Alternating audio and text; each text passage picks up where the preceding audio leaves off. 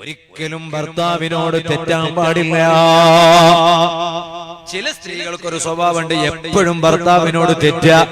ചെറിയ കുട്ടികളെ പോലെ, ചെറിയ കുട്ടികൾക്ക് അറിയില്ലേ, മെല്ലെ അവരെ അങ്ങ് ദൂരെ വെച്ചാൽ അവൾ അങ്ങ് നമ്മോട് തെറ്റും. അവൾ പറയും, എനിക്ക് നിന്നെ വേണ്ട, എനിക്ക് ഉമ്മാനെ മതി, കാരണം നീ എന്നെ ഇങ്ങനെ അകറ്റാണ്. ചെറിയ കുട്ടികൾ അങ്ങനെയല്ലേ. എന്നാൽ ഇതുപോലെ നമ്മളാകാൻ പാടില്ല. നമ്മൾ ചെറിയ കുട്ടികളെ പോലെ ആകാൻ പാടില്ല. ഉമ്മമാരെ, സഹോദരിമാരെ, എന്തേ കാരണം? ഭർത്താവിനോട് പിണങ്ങി നിന്നാൽ നിങ്ങൾക്കറിയാമോ, ഭർത്താവിനോട് തെറ്റി നിന്ന ഭാര്യയാണോ? ചിലപ്പോ ഈ വാലിന് വരുമ്പോ തെറ്റിയിട്ട് വന്നിട്ട് സഹസരിക്കുന്നവരുണ്ടാവും. വാലിന് വരാനാകുമ്പോ ഒരു ചെറിയ പ്രശ്നം വീട്ടിൽ നടന്നു, അതിന്റെ പേരിൽ പ്രശ്നമായി, തമ്മിൽ തെറ്റിയിട്ട് വന്നിട്ട് കാണാം, പിന്നെ വന്നിട്ട് കാണാൻ പറഞ്ഞിട്ട് വന്നവരുണ്ടാവും. ഈ സഹസിലുണ്ടോ? അങ്ങനെ ഉണ്ടാവില്ല, ഞാൻ മനസ്സിലാക്കാം. ചില സഹസിലുണ്ടാവും. പോയി വന്നിട്ട് വാല് നിന്റെ വിഷയല്ലേ, നല്ല ഭാര്യ നല്ല ഭർത്താവ്, പോയി വന്നിട്ട് നോക്കാം, ഞാൻ ബാക്കി പിന്നെ പഠിപ്പിച്ചു തരാം. അങ്ങനെ ചില ആളുകൾ ചില സഹസിലുണ്ടാവും. ഉണ്ടെങ്കിൽ ആരെ കൈവക്കിലുണ്ടാവും, ഉണ്ടെങ്കിൽ അവിടെ തന്നെ മനസ്സിൽ വെച്ചാൽ മതി, പോയിട്ട് നന്നായാൽ മതി. ഞാൻ പറഞ്ഞത് അങ്ങനെയുണ്ട്. ഞാനൊരു സ്ഥലത്ത് വേദന പോയത്, നമ്മളിങ്ങനെ ഓരോ സ്ഥലത്ത് പോകുന്ന ആളുകളെ കണ്ട് നമുക്ക് ഒരുപാട് അനുഭവങ്ങൾ ഉണ്ടാവാറുണ്ട്. ഞാൻ സ്ഥലത്ത് വേദന പോയപ്പോ ചില സംഘാടകരുണ്ട്, എന്താ അറിയോ, വാലിന് ബുക്ക് ആദ്യം തന്നെ ചെയ്യും. വാലിന്റെ ദിവസം വന്നാൽ ഇച്ചങ്ങായിന്റെ ഫോൺ വരികയില്ല. എന്നിട്ടോ വാല് ഏറ്റെടുത്ത മൊയിലാര് വാലിന്റെ സ്ഥലത്ത് എത്താനായി, ആ സമയത്ത് പോലും ഇവന്റെ കോള് പോണില്ല, ഇവ മാറി നിൽക്കുക. അതിന്റെ ചില സംഘാടകരുണ്ട്. അതേ സമയത്ത് ഞാനൊരു സ്ഥലത്ത് ഒരു ചങ്ങായിന്റെ വാല് അവൻ ബുക്ക് ചെയ്ത് ഏറ്റെടുത്ത് പോയതാ. ആ നാട്ടിൽ എത്താൻ അടുക്കുന്നത് വരെ ഏകദേശം ഒരു അരമണിക്കൂർ മുമ്പ് വരെ അവൻ ഫോണിൽ ഇങ്ങനെ ബന്ധപ്പെട്ടുകൊണ്ടിരിക്കും. എന്തിന് എവിടെ എത്തി നമ്മൾ ഉമറാജി എന്നെ ബന്ധപ്പെട്ടതുപോലെ എവിടെ എത്തി, അങ്ങനെ ഇങ്ങനെ ബന്ധപ്പെട്ടുകൊണ്ടിരുന്നു. എവിടെ എത്തി. സുബ്ഹാനല്ലാഹ്, ഒരമണിക്കൂറേ ഉള്ളൂ എത്താൻ. പിന്നെ ഇവന്റെ കോളും കിട്ടണില്ല, ഇവൻ ഇങ്ങോട്ട് കോളും ചെയ്യുന്നില്ല, അങ്ങോട്ട് ചെയ്യുന്ന കോൾ എടുക്കണില്ല, കുറച്ച് കഴിഞ്ഞാൽ കോൾ കിട്ടണില്ല. ഞാനപ്പോ പരിപാടി സ്ഥലത്ത് എത്തിയിട്ട് ഞാനതാ ഭക്ഷണം കഴിച്ചു. സംഘാടകരോട് ഞാൻ ചോദിച്ചു, എന്നെ വിളിച്ചുകൊണ്ടിരുന്ന ഒരു ചങ്ങാതി എവിടെ? ഇവരാരും മിണ്ടുന്നില്ല. എന്റെ വിഷയാണെങ്കിലോ അന്ന് ഇതേ വിഷയമാണ്, നല്ല ഭാര്യയും നല്ല ഭർത്താവും. ഇവരാരും മിണ്ടണില്ല. അപ്പൊ ഞാൻ ഒന്നും കൂടി പള്ളിത്തെ മൊയ്ലാരോട് ചോദിച്ചു, അല്ല ഉസ്താദേ, എവിടെ പോയി ആ ചങ്ങാതി? എന്നെ വിളിച്ചുകൊണ്ടിരുന്ന ഒരു ചങ്ങാതിനെ കാണുന്നില്ലല്ലോ. അപ്പൊ പറഞ്ഞു, ഉസ്താദേ പറഞ്ഞിട്ട് കാര്യമല്ല, അവനെ കുറച്ച് മുമ്പ് ഒരു അരമണിക്കൂർ മുമ്പ് ആംബുലൻസിൽ ഇരുത്തിയിട്ട് കൊണ്ടുപോയി. അപ്പൊ ഞാനിങ്ങനെ ആലോചിച്ചു, പാവം, ഇതുവരെ എന്നെ ബുക്ക് ചെയ്ത മനുഷ്യൻ, അവന് ഈ സദസ്സിൽ ഇരിക്കാൻ അവസരം കിട്ടിയില്ലല്ലോ. അപ്പൊ ഞാൻ ഈ മൊയ്ലാരോട് ചോദിച്ചു, എന്താ ഈ കാര്യം? അങ്ങനെ പെട്ടെന്ന് സംഭവിക്കാൻ എന്താ കാരണം? വല്ല പ്രശ്നം ഉണ്ടായോ? പ്രശ്നം ഉണ്ടായതാ, വീട്ടിൽ നിന്നുണ്ടായ പ്രശ്നമാണ്.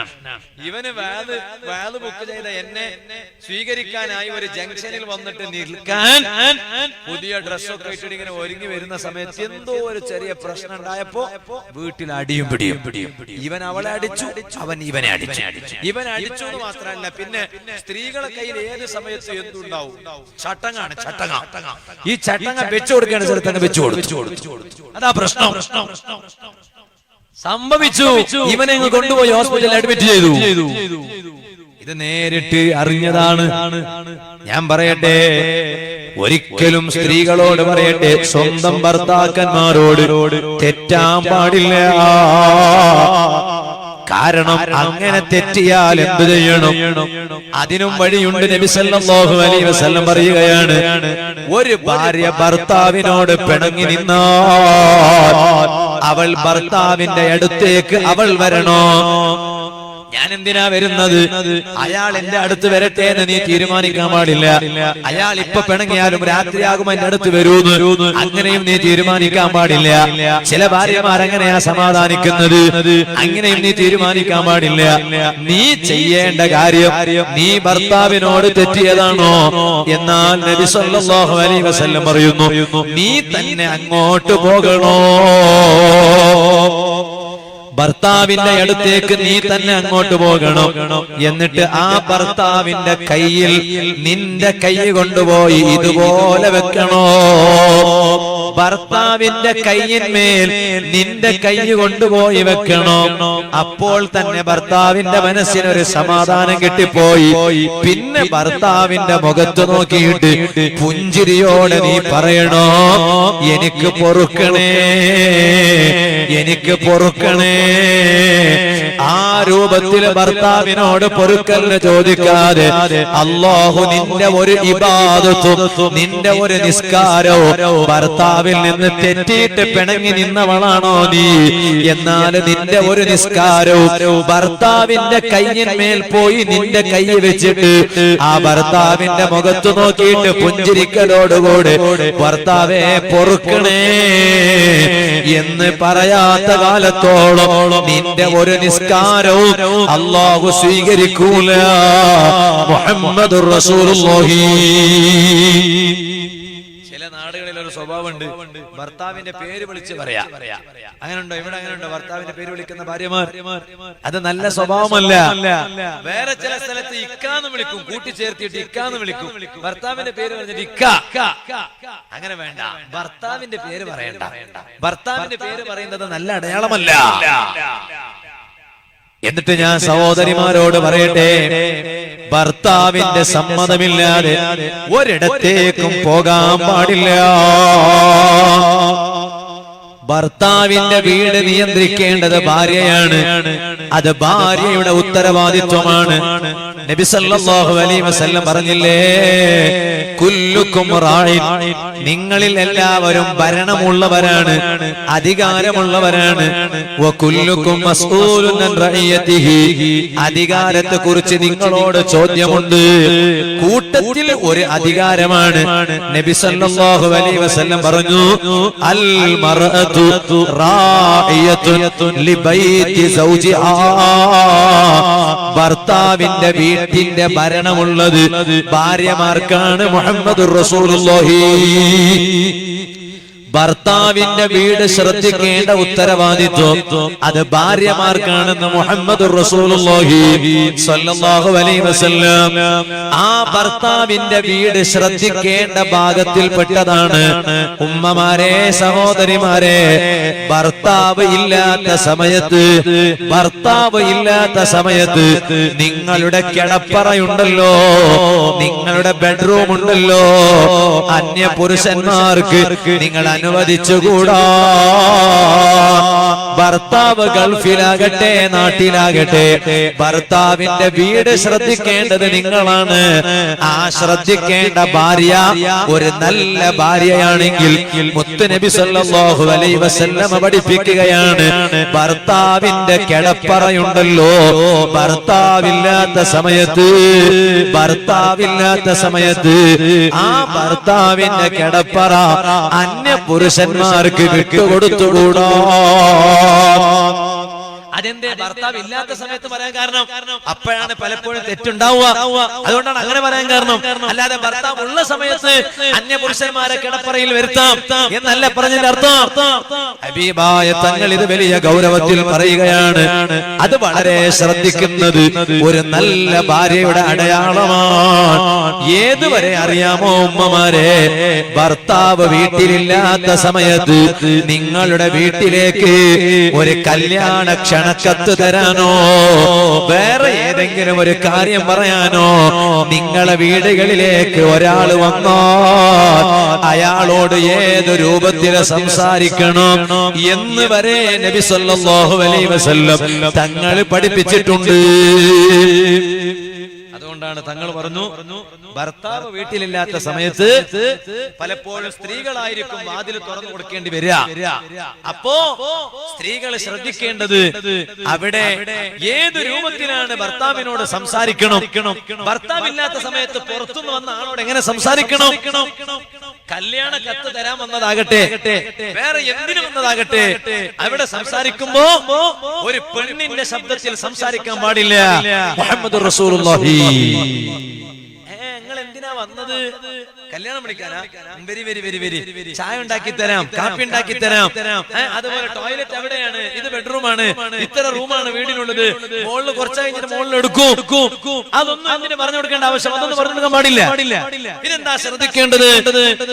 മുത്തുനബി തങ്ങൾ പറഞ്ഞു, ഭർത്താവ് വീട്ടിലില്ലാത്ത സമയമാണ്, പലപ്പോഴും തെറ്റ് വന്നു പോകുന്ന സമയമാണ്. അപ്പൊ നല്ല ഭാര്യയാണോ ആ ഭാര്യയായ നീ ഒരു പുരുഷന്റെ സ്വരത്തിൽ സംസാരിക്കണോ? അല്ലെങ്കിൽ ഒരു പെണ്ണിന്റെ സ്വരമാണെങ്കിലും കുറച്ച് ഗൗരവമുള്ള സ്വരത്തിൽ സംസാരിക്കണം. ഗൗരവമുള്ള സ്വരത്തിൽ സംസാരിച്ചാൽ ഈ വന്നവൻ മനസ്സിലാക്കും ഇത് കേവലം ഒരു സാധാ പെണ്ണല്ല, ഒരു ജഗൽ പെണ്ണ് എന്ന് മനസ്സിലാകും. എന്നിട്ട് അവൻ അങ്ങ് തിരിച്ചു പോകും. അവിടെ അവൻ അങ്ങനെ മനസ്സിലാക്കിയാലും കുഴപ്പമില്ല, തെറ്റിൽ നിന്ന് രക്ഷപ്പെടാൻ ഒരു വഴിയാണ്. ഇത് നല്ല ഭാര്യയുടെ അടയാളമാണ് മുഹമ്മദുർ റസൂലുള്ളാഹി. എന്നിട്ട് വീണ്ടും തങ്ങൾ പറയുന്നു, നല്ല ഭാര്യ ആരാണ്? ഇമാമിങ്ങൾ പഠിപ്പിക്കുകയാണ്, ഭർത്താവ് കിടന്നുറങ്ങുന്നതിനു മുമ്പ് ഭാര്യ കിടന്നുറങ്ങാൻ പാടില്ല.